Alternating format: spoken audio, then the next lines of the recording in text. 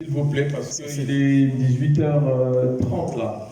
Donc, papa et puis papa Cody. Papa Cody? Non. Ah.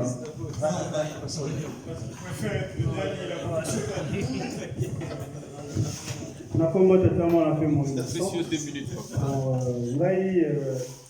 na meki ko réfléchir sur une nation ils avaient un peu fort ndenge papa alobi ngai na makanisi na ngai ezali d'abord toza na maîtrise ya langue te. Première des choses, il faut tout maîtriser d'abord langue. Papa alobi awa tosangani parce que tozoloba français. Ceux qui avaient un français dans la salle à comprendre thèse de conférence mieux que nous. Parce qu'ils ont une maîtrise de la langue, ils ont une fréquence antique de la langue française que Bisso. Première des choses, il faut maîtriser la langue. Il y a un moment où papa Simon Kimbanga c'est la Bisso Tangonyoso, Toyekola Kikongo. Ça veut dire, dans la langue de Kikongo, okoki ko décortiquer un mot qui Congo ou comprendre signification et le koni ngoloba. Si on a un exemple ya papa alobi na biso to la kaka na foi ezali ndenge bi deuxième sabiso la foi vient ce qu'on entend vient de Dieu. Mais ce qu'on entend quoi? Il faut entendre pour comprendre. Mais ceux qui n'a eu mon foi na tchamo kaka na lingala ça veut dire condiment. Kondima, avant on dit, mais il faut y avoir et l'eau c'est ça le problème. Si tu as un exemple, il y a un mot, peut-être na linga la kota. Na français, tu as vu que entrer ou pénétrer. Mais na linga la leba zolo bananga kota. Avant la kota, il faut na la kota wapi. Tu as un problème, tu maîtriser d'abord, premièrement, langue. Ceux qui ont maîtrisé langue, tu peux maîtriser la spiritualité. La spiritualité, dans un mot, ça veut dire connaissance. C'est que nous, les kumbangistes, nous devons apprendre la connaissance kumbangiste. Connaissance, ils allaient, dans nos causes, en termes, à nourriture spirituelle. Nourriture spirituelle, nous avons même la dimension, il y a l'esprit. Ceux qui te donnent la connaissance, tout ça, pour se nourrir spirituellement, c'est très difficile de comprendre le kumbongisme. C'est ok, dans la religion comme musulman, la maîtrise de la langue. Biso tout la maîtrise de la langue. Ceux qui conférence les cas qui na ki Congo, intervention tout ça est très efficace. Parce qu'ils ont en français, ils ont un peu trop léger. Et nous avons bien l'église basée dans la langue Kikongo. Ils allaient devoir, il y a Bambuta, peut-être en pratique. Langue Kikongo, ils allaient très important. Ceux qui ont école Kikongo, ils maîtrisé la pratique dans le biso kimbongiste. Tokozala na dimension mususu ou antique. Na sepeli mingi parce que le kimbangisme lelo to ça il a toujours théologie ou utilibanda. Afrique ils ont la théologie. Tous ont ba théologien africain. Mais Afrique théologie et yango moins heureusement parce que le to ça la Sainte Trinité Père Fils et Saint-Esprit oyo ndenge ils ont lelo na ba Vatican partout. Ce qui est le kimbongisme, c'est la théologie kimbongisme authentique, africain, antique. L'intimité aux Arabes, c'est Saint-Esprit. Peut-être 5, parce qu'il y a des mamans moules, il y a des papas Simon Kimba. Oui. Donc, c'est ça, il y a l'autre pour apprendre. Peut-être dans ma conférence, on nous parle de profondeur. Pas les Simon Kimbangu historique, autres dans un livre, non. Tout on a besoin, il y a Simon Kimbangu esprit, Simon Kimbangu aux profondeurs. C'est que nous avons besoin. Parce que Bisso, Tozali, Batei à lobby, Tozali, Bamboute à lobby, Tozali, Basbanganzabe à lobby. Ceux qui ont tambola, Tozoye, le Kimbangisme, et ça, moi, passe pour l'évolution, il y a une gomba à Bisso. Merci. Bon, je pense que nous allons donner la parole à notre dernière intervention et Papa Révérend Zekani va conclure. Donc, Papa Godi, vous allez essayer de ne pas être trop long. On va dire. Au nom de Papa Kisolokelo, Papa Dialungana Kangani, notre Seigneur Jésus-Christ, et sa divinité Tata Kimbangu Kuntima Kangani, c'est en leur nom. À chaque fois que je fais une intervention, je les appelle toujours, parce qu'ils sont eux qui ont fait que moi je sois. Papa Révérend, merci beaucoup. Parce que le sujet que vous avez abordé, le kimbongisme face à l'évolution politique de la société congolaise. Mutamuntu qui m'a précédé a parlé de Ndinga, Monoko.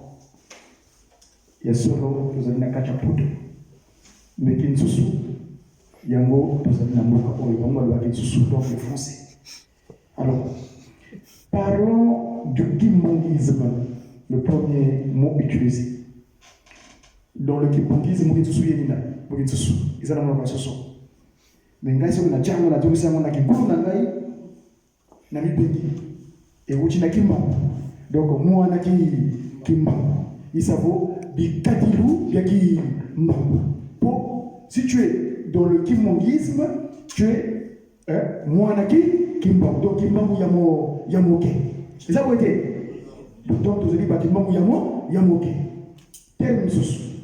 Face à l'évolution, ça dit que politique, voilà le mot.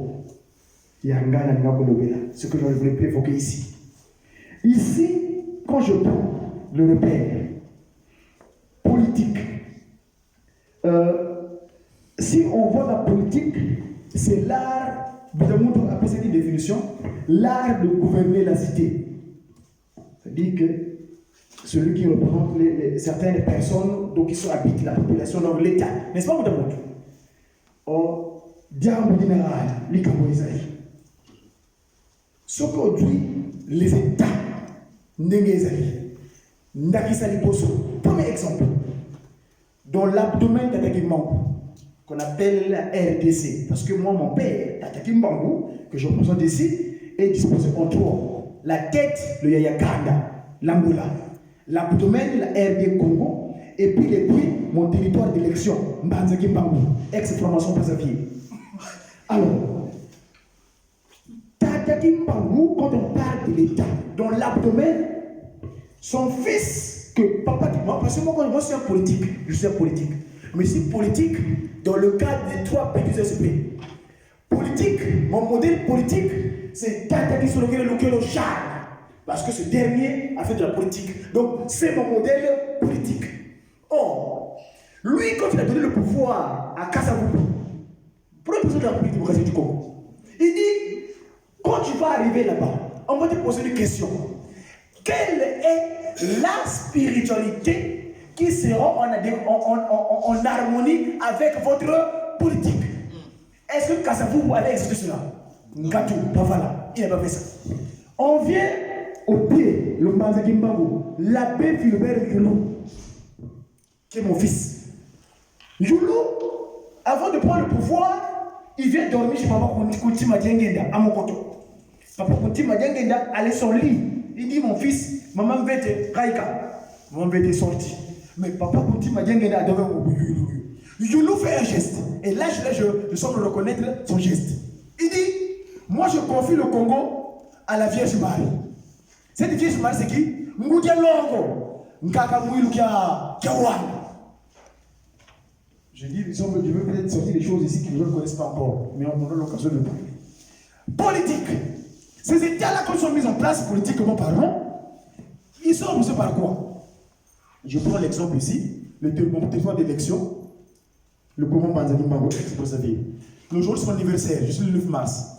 Notamment, merci pour aujourd'hui, qui est venu faire la conférence de mon anniversaire.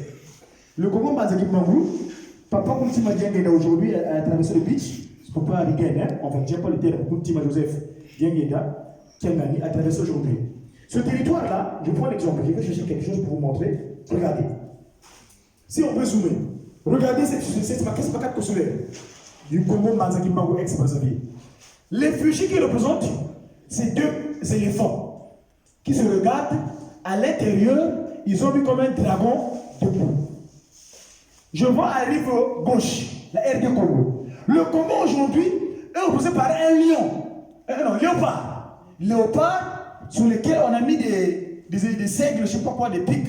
Hein, je prends un autre pays, puisque vous prenez les modèles les occidentaux. Regardez. Ça, c'est la Grande-Bretagne. Il y a en France aussi, ils ont le corps gaulois. Mais ici, en Grande-Bretagne, ils ont un cheval blanc, licorné, un lion couronné, sur lequel on écrit en langage synachique, on y soit mal qui y pense. Et tout en bas, c'est la Grande-Bretagne, hein? C'est les Anglais. Mais écrit en bas, Dieu est mon droit, le et de la conjonction. C'est des bêtes. Bah, c'est des boulons. Comment un pays peut être comme exemple international montrant que c'est ce pays-là, les animaux? Vous trouvez ça normal? Mais Tata Kimbangu, il est venu pour mettre l'homme au centre. Muntu et non les animaux. Vous savez que les animaux, dans la Bible, dans la parole divine, si on prend, parce qu'on parle de bêtes, regardez-moi ceci. Dans la Bible, quand on parle de bêtes, c'est dit quoi? Bête, de l'araméen Sheva et du grec thérion. Bête, animal. Dans les récits à caractère apocalyptique, les bêtes sont des animaux symbolisant les puissances politiques.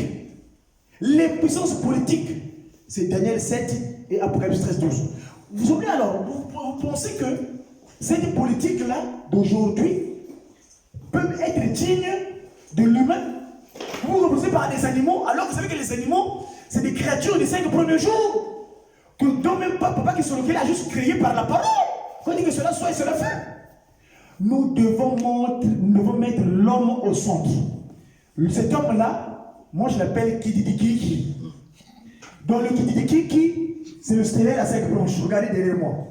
Il s'appelle sa divinité de Guimau Kangan. Un papa qui a parlé de la Trinité ici, qui voulait dire que vous avez dit que. Mais oui, c'est le stellaire à 5 branches. Qui sont lequel? Di Dialungana. Di Diangenda. Qui? C'est l'homme debout. C'est le pied gauche qui porte l'étoile là. C'est comme ça. Qui dit qui? Mettons Tata Simon Kimbanguta. Qui dit qui? Lui. On ne les met pas ces animaux-là. Parce que les animaux, mais c'est des créatures qui sont venues par la parole. Et aujourd'hui, ce que vous prenez comme modèle politique avec votre démon qui crache là, démocratie, c'est extraordinaire. La chambre d'auteur Tata Kimbangu, vous l'appelez République démocratique du Congo, les Primakouria, les francs-maçons, les Ozo-chrétiens, ces bêtes féroces issues de l'Égypte antique que nous avons laissé là-bas. Parce que l'Égypte antique, vous savez que c'est nous, Nimilonde, Kakanimi, en tout cas, on a dit ou Esau. Voyez-vous? Donc, mes amis, je dis bien, la politique, Tata, moi je fais de la politique. Papa Simon Kimbangu, c'est lui qui m'a fait la première fois quand tu m'as paru ici à Paris, au Tartéré en 99, j'étais à l'Élysée. Dès que j'avais mis le pied de la cour de l'Élysée, bam, tout le monde s'est agenouillé à la cour de l'Élysée. Les images existent, vous allez les voir bientôt. Parce qu'on va prendre l'autorité ici. Vous avez dit, ah, vous avez dit, ouais. Bon, vous avez dit,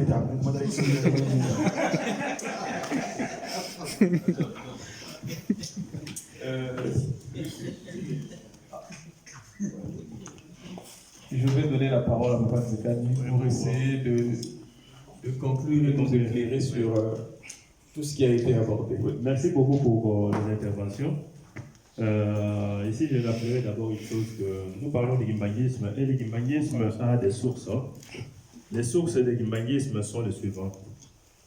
Nous avons les chefs spirituels. Quand je dis les chefs spirituels, ils sont une source du gimbanguisme. Donc là-dedans, qui je vois là-dedans, c'est depuis Papa Simon Kimbangu, Maman Mouelou, les trois voilà, et vous prenez Papa Simon Kimbangu Kiangani. Donc, tous ces êtres, dans ce qu'ils ont incarné, parce que c'est une même continuité, donc sont une source de gimbanguisme par rapport à ce qu'ils apportent. Et le Kimbangu, c'est la révélation des faits cachés. Donc cette révélation ne sort que par des personnes. Ce sont ces personnes-là, incarnées. Donc, il y a un, c'est les chefs spirituels. Le deux, c'est la Bible. Et les trois, c'est les cantiques inspirés. Ce sont ces trois sources que nous avons, les sources du gimbanguisme. Quand on parle de gimbanguisme, donc on a toujours ces trois sources en référence. Et maintenant, pour revenir à un certain nombre de choses qui ont été abordées, il y a la question du WIMAX. C'est vrai, on vient de nous le dire, de préciser que c'est un calendrier occidental de la femme. Nous, les Guimaïs, nous avons notre date le 27 avril. Mais une chose à préciser, par rapport au 8 mars, en tant qu'une date adoptée au niveau des Nations Unies, donc un jour auquel on essaie d'interpeller la problématique du rôle de la femme au sein de la société. C'est-à-dire pour nous, ça serait aussi une opportunité pour qu'à ces jours-là, nous puissions faire l'écho du rôle qu'une femme qui n'en était pas une moindre a joué au sein de notre société. Je cite Maman Mouilou Kawa par rapport à ce qu'elle a assumé comme rôle. Et comment est-ce qu'elle a essayé de protéger et de conduire aussi à l'épanouissement l'œuvre de Papa Simon Kimbangu. En 1958, pour que nous puissions cheminer vers la reconnaissance officielle de l'Église Kimbanguiste, les jeunes à l'époque se sont appuyés sur la Déclaration universelle des droits de l'homme. Ils se sont appuyés sur ça, ils ont utilisé ça comme moyen, comme arme, pour essayer de confondre le gouvernement colonial belge.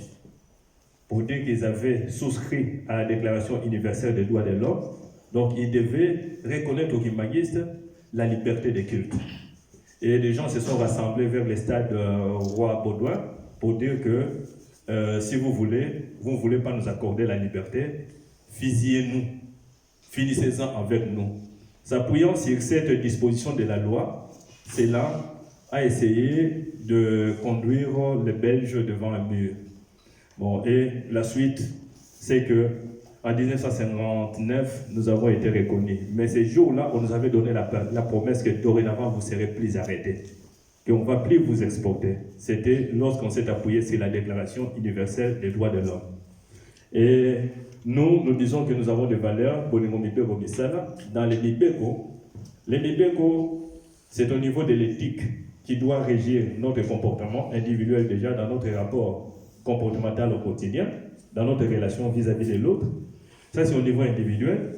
Mais au niveau moyen, méso, là, nous avons aussi les MIPECO. Au niveau de l'organisation de nos groupes, de nos communautés, nulle part on peut s'organiser sans principe. Même au niveau familial, il n'y a aucune famille sans principe. Donc, les MIPECO, ça nous accompagne. Et au niveau étatique, c'est que les lois, un Kimbanguiste, normalement, c'est quelqu'un qui respecte les lois. Donc, le Kimbanguisme en soi, c'est une religion qui est favorable à une société de droit. Parce que les lois, c'est nous. Vous voyez, nous sommes ceux qui sont censés vraiment de faire établir l'existence des sociétés de droit. Parce que les Mibego, c'est les Kimbanguistes. Maintenant, une question, est-ce que toutes les lois sont des lois justes? Là, c'est une question de l'éthique aussi de ceux qui élaborent les lois. Vous voyez, aujourd'hui, il y a des lois qui autorisent le mariage homosexuel, par exemple. Vous voyez, quel est notre positionnement par rapport à toutes ces lois-là? Si on est arrivé à ces lois-là, c'est tout simplement, ça pose aussi le problème de l'éthique de ces personnes qui sont allées élaborer les lois. Vous voyez?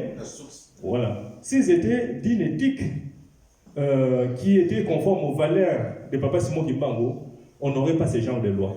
Or, nous sommes appelés, nous, à respecter les lois. Et par rapport à la Bible, notre doctrine dit que les Kimbanguistes obéissent toujours à l'autorité de l'État. Vous voyez, parce que toute autorité vient de Dieu. Or, l'autorité de l'État est assise sur des lois. Mais ces lois-là, il y a des lois aussi qui posent problème. Parce que les problèmes de l'éthique se posent. Les problèmes des valeurs, de base. Or, ces valeurs-là, c'est moi et vous qui les portons. Et maintenant, pour aller vers la question du politique. Est-ce qu'il y a une idée cachée ou quoi, tout ça? Non, il n'y a pas une idée cachée. Nous sommes transparents. Et on vient bien de nous poser la question ici. Vous voyez, est-ce que, à l'aboutissement de la maturité spirituelle, pour qu'on puisse aller vers l'aboutissement de la maturité spirituelle, est-ce que nous devons aller faire la politique? Vous voyez, pas nécessairement, mais dans le schéma de l'évolution que Papa Simon Kimbangu a tracé, dans son évolution, Papa Simon Kimbangu retrace bien l'évolution aussi en termes de l'évolution politique. Parce qu'il dit la période qui va suivre la libération du Congo et de l'Afrique viendront des gouvernants qui, c'est le conseil des Blancs, vont entraîner nos États dans la guerre, la misère. Donc, parce qu'ils vont épouser le modèle occidental, le modèle de l'homme blanc pour gouverner. Ça, c'est un aspect politique de la gouvernance. C'est ce qu'il cite là. Donc, de 1921, l'aspect politique, Papa Simon Kimbangu, dans son discours, il l'avait évoqué quand il parle de l'évolution de nos sociétés, du Congo et de l'Afrique. Et c'est là, aujourd'hui, c'est des repères. Nous devons rester attentifs à cette évolution-là par rapport à ce qu'il a dit. On voit parce qu'il nous a donné les indicateurs. Mais il y a une question qui se pose. L'Église se déclare, elle est apolitique. Nous le savons. Ça, c'est la ligne tracée du cadre de l'Église. Est-ce que l'Église est apolitique? Est-ce que l'homme qui magiste est apolitique aussi? L'individu qui magiste, l'adepte qui magiste, est-ce que c'est un adepte apolitique? L'Église institution est apolitique. Est-ce que l'adepte est apolitique? Je vous dirai d'abord une chose. En sociologie, on dit ceci. Tout fait social relatif au pouvoir a un caractère politique. C'est ça la base de la définition du politique. Donc tout ce qui touche au pouvoir. Déjà ici, quand vous prenez les responsables de la paroisse qui s'élèvent ici, en tant que quelqu'un qui incarne le pouvoir de la communauté ici, c'est-à-dire c'est déjà un rôle politique. Vous voyez, c'est déjà un rôle politique. Sociologiquement parlant, c'est ça la base du politique, il a déjà un rôle politique. Alors, quand vous voyez bien, par rapport à l'homme, l'adepte Kimbanguiste, lorsque le président Mobutu a eu le pouvoir en 1965, conscient de la bénédiction qu'il avait eue de Papa Dengenda en 1958, Mobutu se confie à Papa Dengenda Muntima. Il lui dit ceci. Je vous demande de me donner des Kimbanguistes pour que je puisse les mettre dans le gouvernement. Et Papa Dengenda répondra ceci à Mobutu. Il lui dit, prenez tout enfant du Congo, tous les Congolais sont tous mes enfants. Vous voyez? C'est pour dire déjà que notre père spirituel, nos pères spirituels ne font pas de discrimination entre ceux qui sont venus entrer, qui ont eu le baptême, et qui sont encore dehors, qui n'ont pas encore...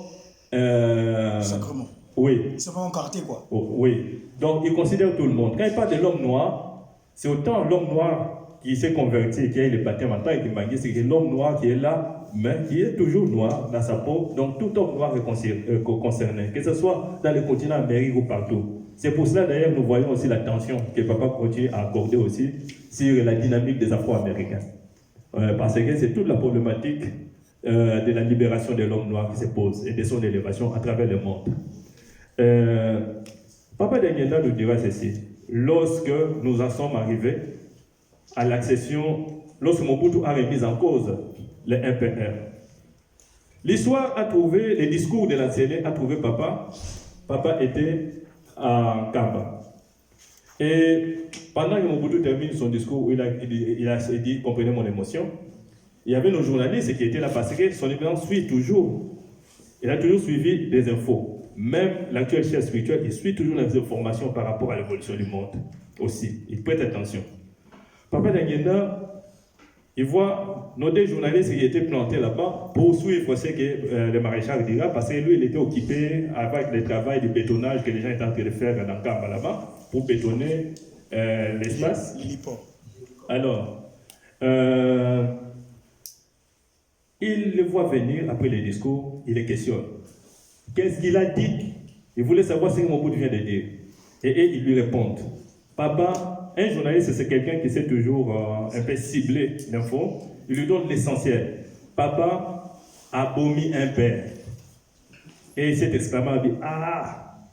Et pourtant, les impairs, c'était un projet important pour l'unité du pays. Vous voyez un peu la réaction? Donc, quelque part, vous voyez, c'était un projet important pour l'unité du pays. Donc, quelque part, il y a certaines idées aussi qu'on voyait comme ça, que l'Occident pouvait critiquer, mais c'était aussi inspiré de Dieu. Et lorsque, après ces discours-là, la place est donnée à la démocratie, Papa dira encore ceci. Lorsqu'il est allé s'entretenir avec les jeunes du cercle des étudiants kimbanguistes à Kinshasa, il dit, quand je vous regarde, je vois déjà sur vos visages vos positionnements politiques, dont des partis politiques qui sont inscrits, parce que le pays s'est ouvert au pluralisme politique. Alors, il a dit ceci. Lui, il peut pas aller dans un parti politique, parce qu'il est au-dessus de tous. Il dit, mais je ne vous empêche pas d'y aller. Seulement, je vous donne un conseil. N'allez pas adhérer aux partis politiques qui versent le sang humain. Vous voyez? Qui versent le sang humain. Le sang humain, il est versé comment? Il y a certains politiques qui prônent la violence, tout ça du sang, c'est du sang humain. Quelle que soit la quantité de gouttes qui sort. Les gens qui meurent, vous voyez, c'est du sang humain. Mais aussi le sang humain. Il y a certaines personnes, pour essayer de renforcer leur pouvoir, ils vont pactiser avec les diables. Vous voyez? Et quand ils pactisent avec les diables, ils font des sacrifices humains. Vous êtes dans un parti politique où celui qui dirige a pactisé avec les diables, a fait des sacrifices humains sans le savoir. Vous êtes liés à ces pactes-là. Alors Papa Denguenda qui dit, n'allez pas entrer dans des partis politiques qui versent le sang humain. Je ne sais pas si on s'est en trouvé. Vous voyez? C'est toute la question. Est-ce qu'on s'est en trouvé? Ça, c'est un peu la ligne de conduite politique de l'adepte kimbanguiste. Et j'en viens en 2018 ici, nous avons suivi parmi certaines déclarations d'Nkamba, je suis Papa Katembo, qui, comme d'habitude, fait allusion aux différentes normes de l'Église et touche l'aspect politique. Il dit, le kimbanguiste ne peut pas être membre de l'opposition. Vous voyez? Ça, c'est en 2018 ici. Donc, tout ça, c'est un peu ça le profil que l'Église établit vis-à-vis de ses adeptes. Bon. Maintenant, est-ce que l'adepte qui manque sa politique? Nous pensons que lorsque nous voyons des éminentes personnalités venir, à tout moment, nous répétons les discours que Papa Simon Imam avait dit, de l'homme noir deviendra blanc, le blanc deviendra noir. Vous voyez? Donc, à ce niveau-là, nous pensons que la question de l'apolitisme, elle est institutionnelle. Et institutionnelle aussi. Papa Simon Imam lui-même, dans son enseignement, ça touchait des aspects politiques sans faire de la politique. Vous voyez? Ça touchait un peu la manière dont les Noirs sont maltraités. Disait aux Blancs, cessez de maltraiter les Noirs parce que ce sont des créatures de Dieu comme vous. Donc, dans la manière de gérer, donc ça, d'exercer le pouvoir politique. Donc, appliquer les valeurs humaines. Autant vis-à-vis des Blancs qu'autant vis-à-vis des Noirs. Donc ça, il touchait un peu une leçon aussi à la manière de gouverner, la gouvernance. Donc il enseigne aussi par rapport à la gouvernance. Et maintenant, à l'époque où on devait accéder à l'indépendance, il y avait des conditions. Parmi les conditions, l'Église du pays, c'est bon, ça c'est des choses, c'est des choses réelles, c'est des données. On était amené pour avoir la reconnaissance officielle, les textes, il fallait mettre la mention apolitique. Que l'Église est apolitique. Cette mention est venue sur recommandation du système du pouvoir colonial parce qu'ils avaient peur de cette force qu'avait la communauté kimbanguiste. Et il fallait préciser dans les textes qu'on est apolitique. C'est là, le mot apolitique, depuis ce jour-là, a été mis en exergue, en évidence, pour les textes de la reconnaissance. Et aujourd'hui, nous sommes dans une société où, si nous devons assumer des rôles dans autant de domaines, nous ne pensons pas que les domaines politiques, c'est un tabou aussi. Mais seulement, tout ce que nous devons assumer au sein de la société, nous devons garder des valeurs kimbanguistes. Parce que ce sont ces valeurs-là qui doivent diriger partout. dans notre comportement individuel, au niveau du travail que nous faisons, toutes sortes de travail, des rôles que nous jouons dans la société. Nous devons avoir comme valeur les bolingo, les mipeko, les misala. Vous allez diriger politiquement, mais en fonction des bolingo, mipeko, misala. Vous voyez? Donc, vous devenez ministre, mais en fonction des bolingo, mipeko, misala. Si nous n'arrivons pas à avoir des ministres avec des profils, des valeurs, kimbango, comment est-ce que nous sortirons notre société de cette longue période qui nécessite la maturité spirituelle? C'est une trajectoire, mais cette maturité spirituelle doit se transformer en acte. La foi, on a parlé de la foi. Jacques 2, verset 17 nous dit, la foi sans œuvre, c'est une foi morte. Vous voyez? La foi, elle devient réelle par rapport à ses œuvres. Et les œuvres, les fruits des œuvres du Saint-Esprit, nous les connaissons. Donc, Paul en avait parlé dans Galates. Donc, et tout là se ramène dans les bolingo. Il y a que dans les bolingo. Nous clamons cela. Mais est-ce que nous l'appliquons entre nous? Vous allez... J'avais les témoignages d'un directeur de Lions Club au Congo, il y a de cela environ 15 ans. Ces messieurs, ils dirigeaient les Lions Club. Mais qu'est-ce qu'il nous a donné comme témoignage de leur procédé? Il dit dans leur club, s'ils ont quelqu'un qui veut construire un mur ou une maison quelque part chez lui, il ne peut pas aller chercher des maçons ailleurs. Il doit chercher des maçons au sein du club. Si tous les maçons de leur club sont occupés, il n'y a personne qui est disponible, c'est alors qu'il pourra sortir dehors pour aller en chercher ailleurs pour cette construction. Mais tant qu'il y a un maçon qui peut faire ce travail au sein de Lions Club, il dit, ils n'iront pas ailleurs. Vous voyez un peu des techniques de solidarité? Ici, nous assumons des valeurs kimbanguistes. Vis-à-vis de la société, nous devons aider cette société à la contaminer, comme on fait les bancolais. Ils ont contaminé la société. Et nous, déjà entre nous, et si nous avons cette solidarité-là, vous avez besoin de quelqu'un d'une offre, d'une activité, soit payante chez vous. Est-ce que, nous nous évertuons d'abord de chercher d'abord nos frères, ou votre frère qui est là, pour dire que je commence par là, renforcer cette solidarité, parce qu'avec lui, nous allons continuer à construire cette œuvre d'épanouissement des valeurs qu'il nous faut au sein de notre société, des valeurs que Papa Simon va nous apporter. Vous voyez un peu? Donc, la question, c'est d'abord aussi la solidarité entre nous. Entre nous, comment est-ce que nous assumons le kimbanguisme déjà, nous, vis-à-vis de nous-mêmes. Et maintenant, nous, vis-à-vis du reste de la société. Si parmi nous, un kimbanguiste n'est pas ingérié, un autre kimbanguiste, alors que Papa Simon Kimbangu n'a même pas ingérié une autorité coloniale. Vous voyez peut-être notre rapport au kimbanguisme, déjà nous, aujourd'hui. Est-ce que nous le sommes nous? Et comment pourrons-nous contaminer la société? C'est-à-dire qu'il y a nécessité que les kimbanguistes doivent être conscients en dehors de l'institution. L'institution, c'est une chose. Mais en tant qu'adepte de Kimbangu, c'est homme Kimbangu, c'est quelqu'un qui porte les valeurs de Papa Simon Kimbangu. Dans tout ce que c'est à quoi nous nous investissons dans la société, nous ne devons pas hésiter d'y aller avec des valeurs Kimbangu. Les Kimbangu doivent toucher à tous les aspects de la société, mais y mettre les valeurs Kimbangu. Parce que comment selon nous les sels de la terre? Pendant que la gouvernance est politique, vous dites, la politique, moi je ne m'approche pas là-bas. L'église est apolitique, mais elle sait qu'il ne peut pas exercer de fonctions politiques. La fonction politique consiste à gouverner, à gérer la cité.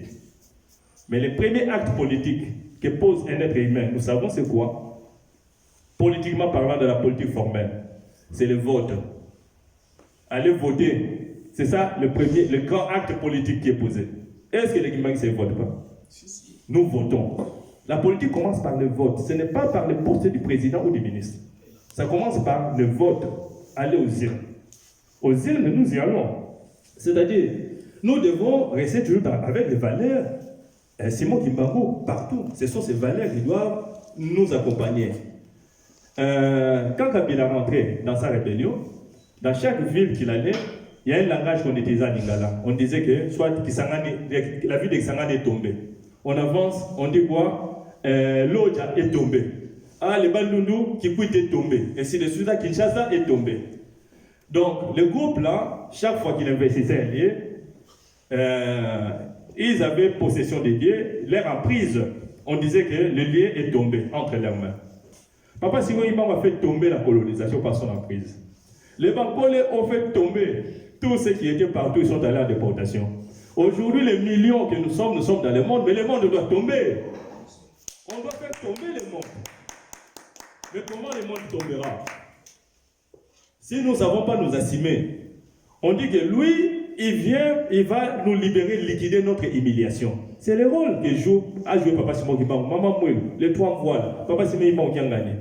Il liquide l'humiliation et ils assument la libération de l'homme noir et du Congo, de l'Afrique. Mais l'acquisition de la maturité spirituelle, cela dépend de la manière dont nous nous assumons. Tant que nous ne savons pas être la vraie solidarité entre nous, c'est-à-dire ça, c'est des thermomètres de notre maturité spirituelle. Vous voyez? La question de la maturité spirituelle, ça c'est autre chose. Il nous le donne. Mais c'est à nous d'assumer, d'internaliser. Est-ce que nous sommes capables d'assumer, de porter ces valeurs qui nous transmettent? Cette capacité-là, c'est à nous. De nous élever à la hauteur. C'est nous. Donc nous devons savoir nous organiser. Et au sein de la société, pénétrer la société. Ne pas lâcher une occasion. Jésus-Christ, pour venir sur la terre, chez les Juifs, il a porté des sandales. Est-ce qu'au ciel, Dieu porte des sandales? Il n'y a pas de sandales au ciel. La preuve en est que Moïse, qui se rapproche à un endroit sacré, là, on lui dit des choses, toi. Jésus-Christ descend sur la terre, il porte des sandales. Pourquoi? Parce que les Juifs portaient des sandales. S'ils portaient des sandales comme ça, c'est tout simplement pour mieux approcher la société. Et en approchant la société, il va faire passer le message. Les anthropologues qui viennent chez nous, même en Kamba, vous les voyez quand ils arrivent, on en voit souvent, quand ils arrivent, ils portent l'uniforme vert et blanc. Nous, quand nous voyons qu'ils portent vert et blanc, on dit, ah, vraiment, tout ça, Andimeli, ainsi de suite. Mais ce n'est pas toujours Andimeli. En anthropologie, nous avons appris une chose, c'est une technique de recherche.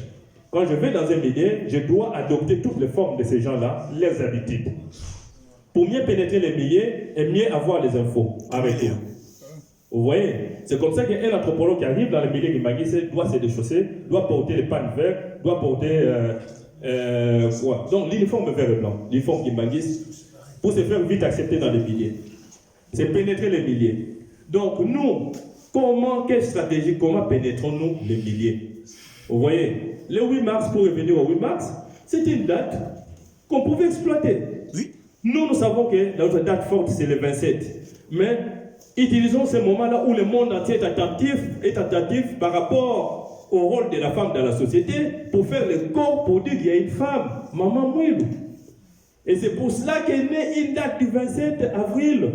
On pouvait couler la date du 27 avril à l'occasion du 8 mars, mais nous avons failli partout. Nulle part.